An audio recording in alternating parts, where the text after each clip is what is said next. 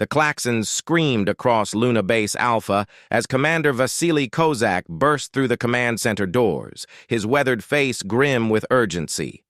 The holographic displays painted the room in an eerie blue glow, showing what no human had ever witnessed before, a massive alien armada hanging in the void beyond Mars' orbit. "Report, Lieutenant Nayeli," Kozak barked, his Ukrainian accent thick with tension. Lieutenant Nayeli Xiong turned from her console, her usually steady hands trembling slightly. "Sir, we detected the fleet approximately 47 minutes ago.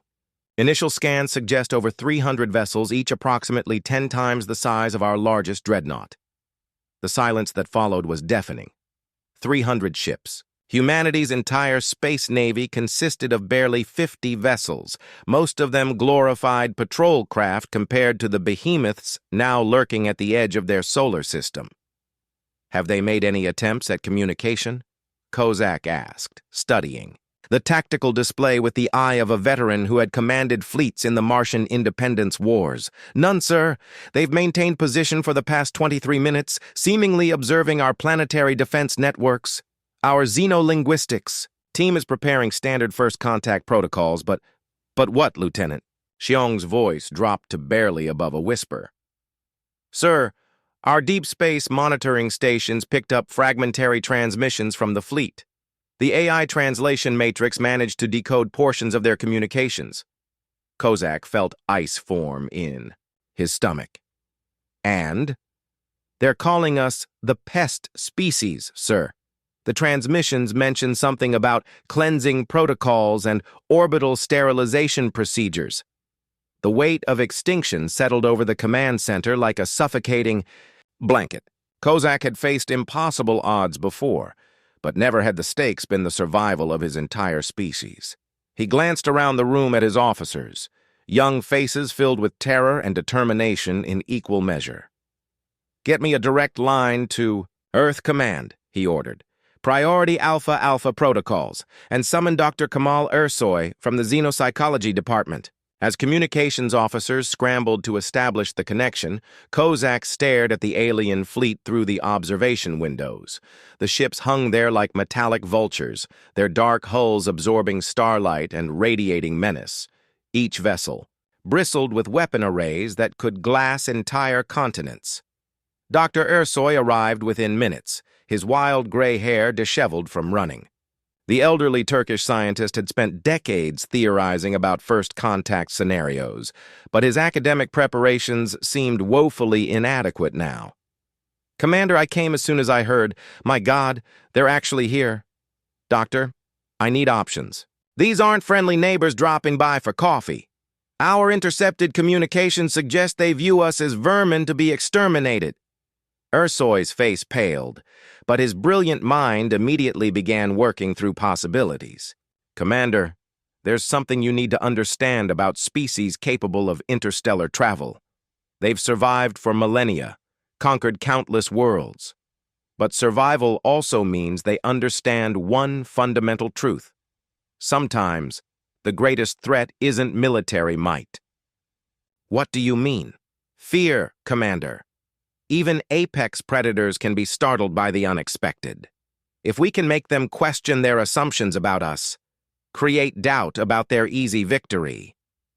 Before Ersoy could finish his thought, Lieutenant Xiong's console erupted in urgent beeping. "Sir, we're receiving a transmission from the alien fleet. It's addressed to us directly."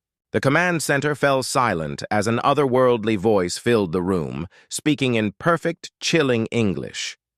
"Primitive inhabitants of Sol 3, you will prepare for immediate termination. Resistance is futile. Your world will be cleansed within 6 rotations of your primary star." Kozak exchanged glances with Dr. Ersoy. 6 days. Humanity had 6 days to live. But in the doctor's eyes, he saw something unexpected. Not despair, but the gleam of a dangerous idea. "Doctor, whatever you're thinking, you need to share it now," Kozak said, his voice cutting through the tension like a blade. Dr. Ersoy stepped closer to the tactical display, his fingers dancing across the holographic interface. "Commander, What if I told you that every species in this galaxy follows the same basic evolutionary pattern? Predators, prey, and the delicate balance between them. These aliens, they're predators. They've conquered worlds, eliminated entire civilizations. But there's one thing they've never encountered, which is a species that conquered itself first. The words hung in the air like a puzzle waiting to be solved. Lieutenant Xiong looked up from her console, confusion evident on her face. "Sir, I don't understand." Ursoy began pacing, his academic excitement overriding his fear. "Think about it. Every species they've encountered likely followed a predictable pattern. Tribal conflicts, maybe a few wars, but ultimately unification under the threat of extinction. Standard evolutionary response to external pressure. But humans are different," Kozak said slowly, beginning to grasp the implications. "Precisely. We didn't unify because we had to. We unified because we chose to, after nearly destroying ourselves multiple times. The Martian independence wars, the resource conflicts of 2157, the Great Recession of 2203, we've been to the brink of extinction so many times that we've developed something unique. And what's that?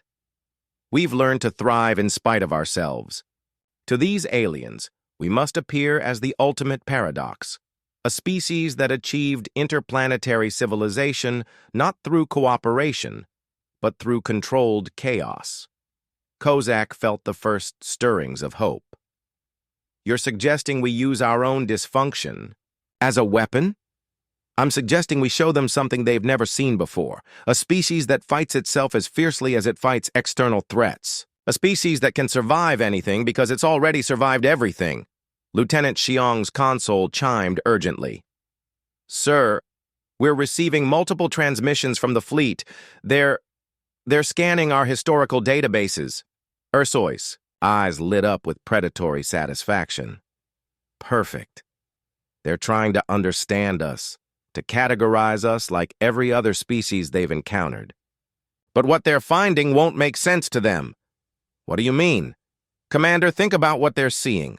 A species that fought 2 world wars, developed nuclear weapons, and used them. A species that colonized Mars while simultaneously waging war on 3 different fronts. A species that achieved faster-than-light travel while maintaining active military conflicts on 17 different worlds." The implications began to dawn on Kozak. They're seeing a species that's simultaneously highly advanced and completely insane. Exactly. And that terrifies them. Predators understand prey. They understand competition, but they don't understand controlled insanity. Lieutenant Xiong suddenly straightened in her chair. "Sir, I'm detecting increased chatter from the alien fleet. The translation matrix is picking up words like anomaly, classification error, and potential threat reassessment." Ursoy clapped his hands together. "They're questioning their initial assessment." "We need to push this advantage. How?" "We broadcast our complete military history, every war, every conflict, every near-extinction event. We show them that we're not just another species to be conquered. We're a species that conquers itself for practice." Kozak felt a grim smile tugging at his lips. "Doctor, you're suggesting we terrify them with our own insanity. I'm suggesting we show them the truth, that humanity doesn't just survive extinction. We've made it an art form."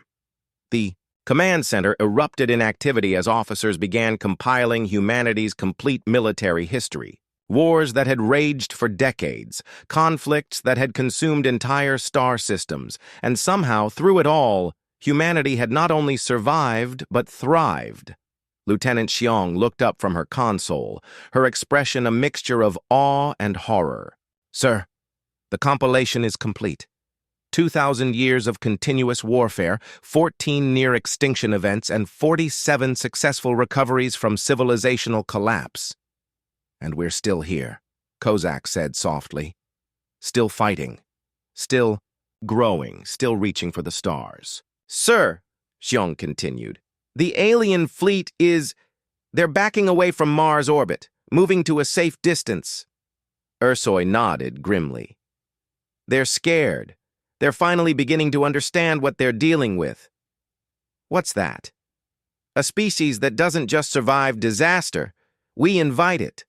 A species that doesn't just endure hardship, we create it. A species that doesn't just face extinction, we dance with it. Kozak turned to his communications officer. Prepare the transmission. Let's show them exactly what kind of species they're dealing with. The transmission began with a simple statement that would echo through the void and change the course of galactic history forever. To the fleet currently observing Sol 3, we are humanity. You have threatened our extinction. We find this amusing. Commander Kozak watched the holographic display as the signal reached the alien fleet. The response was immediate. A flurry of transmissions between the vessels, their formations shifting from aggressive to defensive. Continue the broadcast, Kozak ordered. Lieutenant Xiong's voice carried across the communications array as she began narrating humanity's darkest chapters. Year 1939, Earth Standard. Global Conflict Number 2. Estimated casualties, 75 million. Cause, territorial disputes and ideological differences. Outcome, technological advancement through warfare, including the development of nuclear weapons. On the tactical display, the alien fleet continued to retreat, their ships now maintaining a cautious distance beyond the asteroid belt. Year 2157, Colonial Standard, the Martian Independence Wars. Estimated casualties, 12 million. Cause, colonial taxation disputes. Outcome, terraforming technology breakthrough achieved through military necessity. Dr. Ursoy leaned close to Kozak. Commander, look at their movement patterns. They're not just retreating, they're regrouping. They're trying to understand what they're dealing with. Year 2203, Interplanetary Standard, the Great Resource. Conflict. Estimated casualties, 43 million across 7 worlds. Cause, mining rights and trade route disputes. Outcome, faster-than-light travel achieved through urgent military requirements. The alien transmissions suddenly ceased. The fleet hung motionless in space, as if the massive ships were collectively holding their breath. Sir, Xiong reported, we're receiving a direct communication from what appears to be their command vessel. A new voice filled the command center, deeper and more resonant than before. Species designation unknown. Your historical data suggests impossible survival. Parameters. No species achieves technological advancement through self-destruction. Clarification required. Kozak stepped forward, his voice carrying the weight of human history. We are humanity. We achieve advancement through necessity. We create necessity through conflict. We survive conflict through adaptation. We have perfected the art of near extinction. Impossible. No species survives repeated extinction events. Then you have never encountered a species like us, Kozak replied. We do not simply survive extinction, we schedule it. Every few centuries, we bring ourselves to the brink of annihilation, learn from the experience, and emerge stronger. Dr. Ursoy gestured to the communication array. Commander, with your permission? Kozak nodded, and the doctor stepped forward. Unknown species, you view us as prey to be eliminated. But consider this. We are the only species in your experience that has survived 14 separate extinction-level events. Not natural disasters, not external threats, but events we created ourselves. Elaborate. Nuclear warfare when we barely understood the atom. Biological weapons when we had just discovered genetics. Artificial intelligence rebellions when we were still learning to compute. Climate destruction when we were first industrializing. Each time, we brought ourselves to the edge of extinction and then pulled back, having learned something new. The alien fleet's formation began to shift again, but this time it wasn't retreat. It was analysis. The ships were scanning, probing, trying to understand the impossibility of humanity's survival. You are suggesting, the alien voice continued, that your species practices controlled extinction? Not practices, Kozak interjected. Perfects. We have turned self-destruction into an evolutionary tool. Every near-extinction event makes us stronger, more adaptable, more resilient. Lieutenant Xiong's console erupted with activity. Sir, they're accessing our cultural databases now. Music, literature, entertainment. They're studying everything. Let them, Ersoy said with satisfaction. Let them see our war symphonies, our apocalyptic literature, our entertainment that glorifies survival against impossible odds. The alien voice returned, but there was something different in its tone.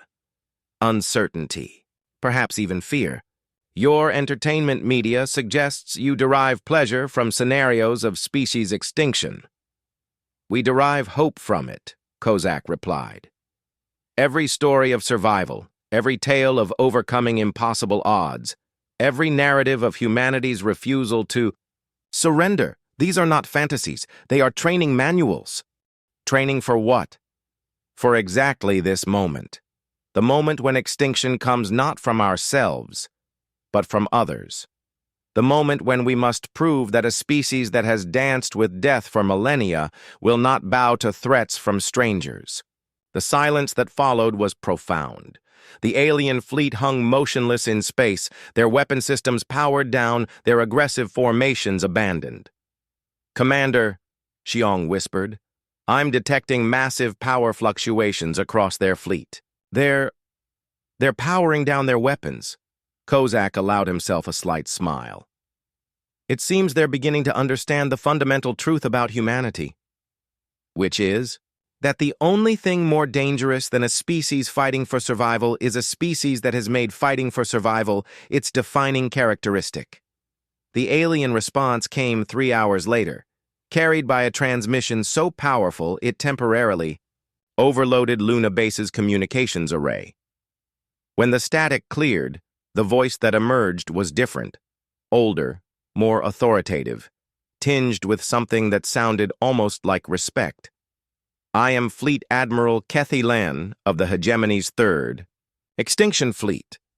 In 7,000 years of cleansing operations across this galaxy, we have never encountered a species like yours. Commander Kozak exchanged glances with Dr. Ersoy. 7,000 years.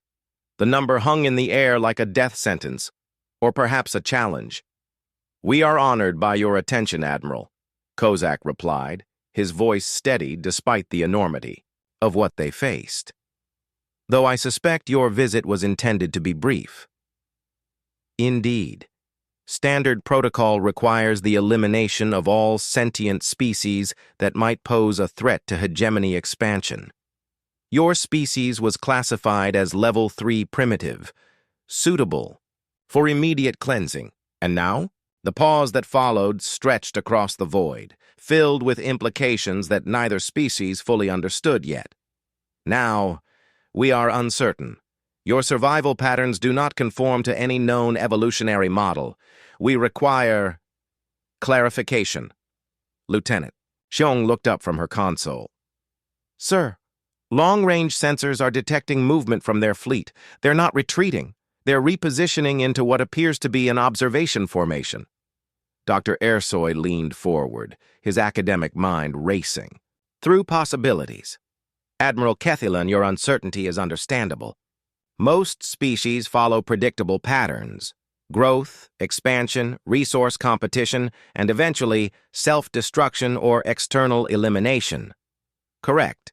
In 7,000 years, we have cleansed over 400 worlds. Each species follows the same pattern. They achieve technological advancement, expand beyond their homeworld, and then encounter the hegemony. At that point, they surrender, fight, or attempt to flee. All responses are futile. But we've done something different, Kozak said, beginning to understand the doctor's strategy. You have achieved something impossible. Our analysis of your historical data suggests your species has survived 14 separate extinction-level events. Not external threats, internal ones. You have literally practiced extinction. The communication channel crackled with interference, as if the alien technology itself was struggling to process the implications of what they were discussing. Admiral, Ursoy continued, what if I told you that those 14 events were not accidents? What if I told you that each one was an inevitable result of human nature, our tendency to push boundaries, to test limits, to explore the impossible? Elaborate. We don't just stumble into extinction events. We create them. Our nuclear age lasted barely 50 years before we nearly destroyed ourselves. Not through accident, but through the logical progression of human curiosity and competitiveness. Our biological weapons phase resulted in 3 separate plague events, not through carelessness, but because we couldn't resist seeing how far we could push the boundaries of life itself. Kozak picked up the thread. Admiral, you've conquered hundreds of species. Have any of them ever looked extinction in the face and said, let's try that again, but this time make it more interesting? The silence from the alien fleet was profound. On the tactical display, their ships remained motionless, as if the entire armada was paralyzed by the implications of humanity's revelation. You are suggesting, Admiral Kethilan finally said, that your species deliberately courts extinction as an evolutionary strategy? We're suggesting that we've turned the ultimate threat into the ultimate tool, Kozak replied. Every time we've faced extinction, we've learned something new about ourselves, about the universe, about what it means to survive against impossible odds. And each time, Ursoy added, we've emerged stronger, more adaptable, more resilient. We don't just survive extinction events, we master them. Lieutenant Xiong's console began displaying new data streams. Sir, they're conducting intensive scans of our entire solar system. Not weapons scans, analysis scans.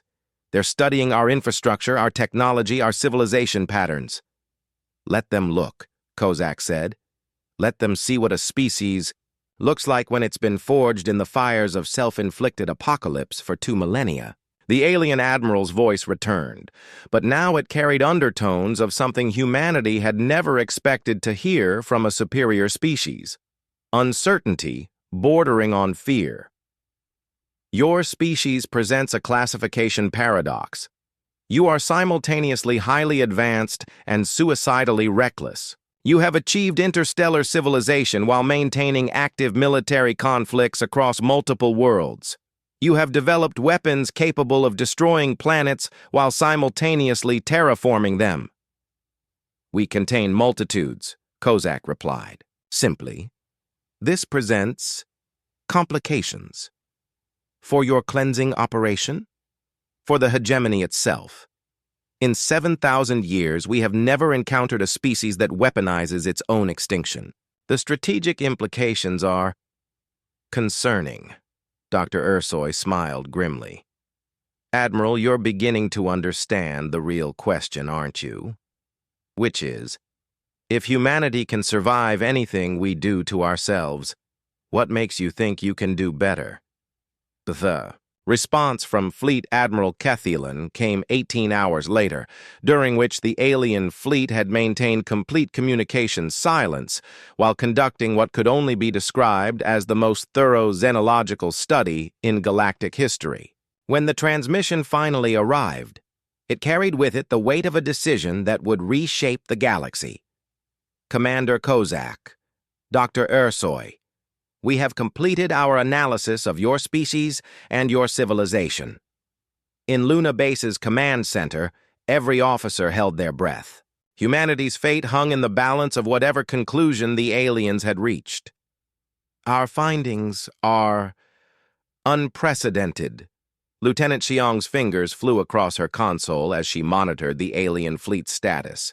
Sir, their weapon systems remain powered down. In fact, several of their ships are showing signatures consistent with long-term observation equipment being deployed. Your species, Admiral Kethilan continued, represents something we have never encountered in 7 millennia of galactic cleansing operations. You are not merely a survivor species. You are an evolutionary impossibility. Dr. Ursoy leaned forward intently. Admiral, what exactly have your studies revealed? That humanity has achieved something the hegemony has spent 7,000 years trying to understand. true adaptive resilience, not the temporary resilience of species facing external threats, but permanent resilience bred through controlled catastrophe. Commander Kozak felt a chill run down his spine. Controlled catastrophe? Your species doesn't simply survive extinction events, you manufacture them. Your nuclear age, your biological warfare period, your artificial intelligence rebellion, your climate manipulation experiments, these were not accidents or failures of civilization. They were inevitable results of human nature applied to advancing technology. The implication hung in the air like a revelation that changed everything.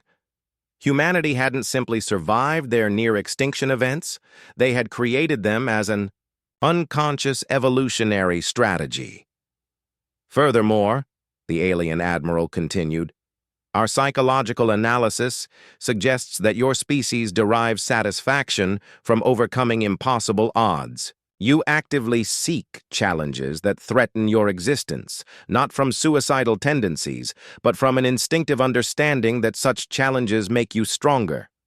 Lieutenant Xiong looked up from her console with wonder in her eyes. Sir, they're not just studying us anymore. They're learning from us. Admiral, Kozak said carefully, what does this mean for your cleansing operation? The pause that followed was filled with the sound of a galaxy-spanning empire reconsidering everything it thought it knew about evolution, survival, and the nature of intelligent life. Commander, the hegemony has a problem. In 7,000 years of expansion, we have eliminated every species we've encountered because they all followed predictable patterns. They would eventually pose a threat to hegemony stability through competition, resource conflicts, or territorial disputes. And humanity? Humanity poses a different kind of threat entirely. You are not merely another competitor species. You are a species that has solved the fundamental problem of civilizational survival through controlled self-destruction. You have weaponized evolution itself. Dr. Ursoy's eyes widened as the implications became clear. You're afraid of us. We are concerned. Your species has achieved something that makes traditional conquest impossible. How does one conquer a species that has already mastered every form of self-inflicted apocalypse? How does one threaten a species that treats extinction as a learning experience? The command center fell silent as the magnitude of their situation became clear. They weren't just facing a powerful alien empire. They were facing an empire that had suddenly realized it might have met its match in the most unexpected way possible. Admiral, Kozak said slowly, what are you proposing? We are proposing something that has never been offered to any species in hegemony history. Not conquest, not cleansing, not even coexistence. Then what? Partnership. The hegemony has spent 7 millennia perfecting the art of civilizational stability through the elimination of variables. But stability has made us stagnant. We have not faced a genuine challenge or achieved meaningful advancement in over 2,000 years. Lieutenant Xiong's console erupted with activity. Sir, the entire alien fleet is reconfiguring. They're forming what appears to be a diplomatic formation. Your species, Admiral Kethailan continued, represents the ultimate variable. You are a civilization that thrives on challenges, grows through adversity, and achieves advancement through controlled catastrophe. You possess something the hegemony has lost, the ability to evolve. And in exchange for partnership, Kozak asked, you would help us remember what we have forgotten. How to grow, how to change, how to face the unknown without the certainty of overwhelming superiority. Dr. Ursoy looked at Kozak with amazement. Commander, they're not offering to conquer us. They're asking us to teach them how to be human. Not how to be human, Admiral Kethailan corrected. How to be alive. How to face uncertainty with curiosity rather than with annihilation. How to turn challenges into opportunities rather than eliminating them entirely. The weight of the moment settled over the command center. Humanity had faced extinction, and turned it into evolution's greatest lesson, that the species which dances closest to death often learns the most about life. The first face-to-face meeting between humanity and the hegemony took place on neutral ground, a hastily constructed station in the asteroid belt built using technologies from both civilizations. Commander Kozak, Dr. Ursoy, and a carefully selected delegation of humanity's finest minds prepared to negotiate not just humanity's survival, but the future of galactic civilization itself. Admiral Keth Ilan materialized in the station's conference chamber through a technology that bent light itself, revealing a being that defied every human expectation of alien intelligence. Tall and crystalline, with features that seemed to shift between solid matter and pure energy, the Admiral carried himself with the bearing of someone who had witnessed the rise and fall of entire civilizations. "Commander Kozak," the Admiral began, his voice carrying harmonics that human ears had never been designed to process. "Before we discuss terms, we must address the fundamental question that has brought us to this unprecedented moment." "Which is?" Kozak asked, studying the alien's shifting features with the careful attention of someone negotiating for his species' survival. "Whether humanity can be trusted with the knowledge we wish to share, and whether the hegemony can survive the partnership we propose." Dr. Ursoy leaned forward. "Admiral, what exactly are you offering?" "Everything. 7,000 years of accumulated knowledge, technology that can reshape matter at the molecular level, understanding of dimensional physics that would advance your science by millennia, and access to a galactic community of which your species has never dreamed." The human delegation exchanged glances. The offer was beyond anything they had imagined. Not just survival, but ascension to a level of cosmic significance that would transform humanity forever. "And in return," Kozak asked, "you would do what you have always done, survive, adapt, and grow. But you would do it on a galactic scale, facing challenges that would test your species' unique abilities to their absolute limits." Admiral Kethalan gestured, and the chamber filled with holographic displays showing the vast expanse of hegemony space. Thousands of star systems, billions of worlds, all connected by technologies that made faster-than-light travel seem primitive. "The hegemony spans 40% of this galaxy," the Admiral continued. "We have achieved perfect stability, perfect order, perfect predictability. And in doing so, we have achieved perfect stagnation."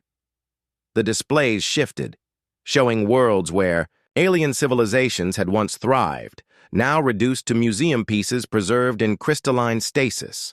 "We have preserved the knowledge of every species we've encountered, but preservation is not the same as progress. We have maintained their achievements, but we have not built upon them." "Because you eliminated the chaos that drives innovation," Dr. Ursoy said, understanding dawning in his voice. "Precisely. We removed the variables that create uncertainty, the challenges that drive growth, the conflicts that spark advancement. In creating perfect order, we have created perfect death." Kozak studied the displays, seeing the reality of galactic civilization for the first time. "And you believe humanity can change that?" "We believe humanity is the only species that can change that.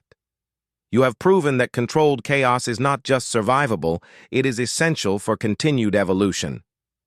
The Admiral paused, his crystalline features shifting to what might have been an expression of hope. "But this partnership would not be without risks for either of our species." "Explain," Kozak said. "For humanity, the risk is obvious. You would be exposed to challenges on a galactic scale, threats, mysteries, and problems that could potentially trigger extinction events that dwarf anything your species has faced before. And for the hegemony, the risk is that in learning from you, we might rediscover the very chaos we have spent millennia eliminating. We might become unpredictable again." Lieutenant Xiong, who had been monitoring communications from the human fleet, suddenly looked up. "Sir, we're receiving transmissions from Earth. The Global Council has reached a decision on our negotiating parameters. The message was brief, but carried the weight of human history. Negotiate for humanity's greatest challenge yet. We have never backed down from impossible odds. We will not start now. Kozak smiled, recognizing the fundamental truth about his species that had brought them to this moment. Admiral, humanity has one condition for this partnership. Name it. We reserve the right to be completely, irrationally, gloriously human. That means we'll take your galactic challenges and probably find ways to make them more dangerous, more complicated, and more interesting than they've ever been before. For the first time in their meeting, Admiral Kethilan produced what could only be described as laughter, a sound like crystalline bells chiming in harmony. Commander, that is not a condition. That is exactly what we are hoping for. Then we have an agreement? We have the beginning of something neither of our species has ever experienced before. A partnership between a civilization that has perfected order and a species that has perfected chaos. Dr. Ursoy looked at the holographic displays showing the vast expanse of hegemony space. Admiral, what's the first challenge you'd like humanity to tackle? The alien's features shifted again, this time to what definitely resembled anticipation. There is a sector of space we have avoided for 3,000 years. Something there has been sending signals across the galaxy, signals that suggest intelligence, but intelligence unlike anything we have ever encountered. And you want us to investigate? We want you to do what humanity does best. Charge head first, into the unknown and see what happens. 6 months after the historic agreement, the joint human hegemony expedition ship Resilience prepared to enter the forbidden sector for the first time in 3 millennia. The vessel itself was a testament to the partnership. Human ingenuity merged with hegemony technology, creating something that was simultaneously more advanced than anything humanity had ever built and more chaotic than anything the hegemony had ever allowed. Commander Kozak stood on the bridge beside Admiral Kethilan, watching as their destination appeared on the main display. The sector was unlike anything in either species' experience. Space itself seemed to writhe and pulse with energies that defied conventional physics. Last chance to reconsider, Kozak said, though his tone suggested he hoped the Admiral wouldn't. Take the offer. Commander, in the past 6 months, your species has introduced 17 major innovations to our technology, challenged 43 fundamental assumptions about galactic civilization, and somehow managed to start a friendly war between our engineering departments over whose ideas are more impossible to implement. And your point? My point is that this partnership has already achieved something I thought impossible. It has made the hegemony interesting again. Dr. Ursoy, now serving as the expedition's chief xenopsychologist, looked up from his analysis station. Admiral, our studies of the signals from this sector suggest we're dealing with intelligence that operates on principles we don't understand. Mathematical concepts that shouldn't work, communication patterns that exist in 11 dimensions, and energy, signatures that seem to violate several fundamental laws of physics. In other words, Kozak said with a grin that would have terrified the old hegemony, it's exactly the kind of impossible situation that humanity specializes in. Lieutenant Xiong, now promoted to navigation officer for the joint expedition, called out from her station. Sir, we're approaching the sector boundary. All sensors are showing, well, they're showing things that shouldn't exist. The main display filled with imagery that challenged the sanity of both human and hegemony. Observers. Space twisted into configurations that hurt to look at. Stars arranged in patterns that spelled out messages in languages that predated known civilization, and structures that existed in more dimensions than either species had instruments to measure. Admiral, Kozak said quietly, your people avoided this sector for 3,000 years. Any particular reason why? Because, Admiral Kethilan replied, his crystalline features shifting through what could only be described as nervous anticipation. Every probe we sent returned. Changed. Not damaged, improved, enhanced in ways we couldn't understand or replicate. And that scared you? Terrified us. The hegemony's entire existence is based on understanding and controlling variables. This sector represents something beyond our ability to control or even comprehend. Dr. Ursoy laughed, a sound that had become increasingly common aboard the Joint Expedition ship. Admiral, you're describing humanity's favorite kind of puzzle, the impossible kind. As the Resilience crossed into the forbidden sector, reality itself seemed to welcome them. The ship's instruments began registering phenomena that shouldn't exist, negative energy densities that somehow produced positive effects, temporal anomalies that improved rather than disrupted ship functions, and gravitational fields that seemed to be consciously helpful. "Commander!" Lieutenant Xiong called out, her voice filled with wonder. "I'm receiving a transmission. It's in perfect English, perfect hegemony standard, and apparently 17 other languages I've never heard of. Put it through." The voice that filled the bridge was ancient beyond measure, yet filled with the enthusiasm of someone meeting long-awaited friends. "Welcome, children of chaos and order. We have been waiting so very long for species with the courage to find us." Admiral Kethilan's features cycled through expressions of shock, fear, and curiosity. "Who are you?" "We are what you might call the gardeners. We have tended this sector for longer than your civilizations have existed, nurturing the seeds of possibility that others call impossible." "Gardeners of what?" Kozak asked. "Of paradox, Commander Kozak. Of the spaces between certainty and chaos, where true growth occurs.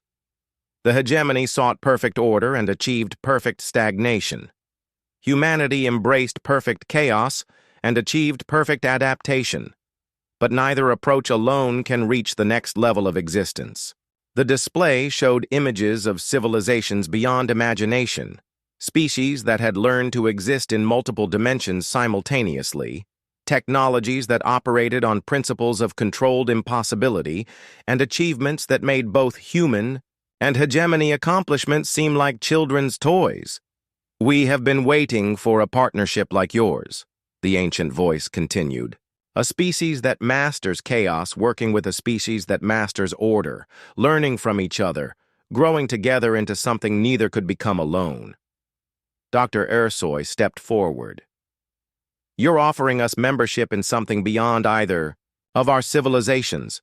We are offering you the chance to become the teachers for the next phase of galactic evolution. Humanity will show others how to dance with extinction and emerge stronger. The hegemony will show others how to build stability that enables rather than prevents growth." Admiral Keth Island's voice carried notes of awe. "And together, you will help nurture the birth of civilizations that combine the best of both approaches. Order that enables chaos, chaos that creates better order, and the endless dance between them that drives true evolution." Commander Kozak looked around the bridge at his mixed crew of humans and hegemony beings, all working together to explore the impossible, and felt something he had never experienced before.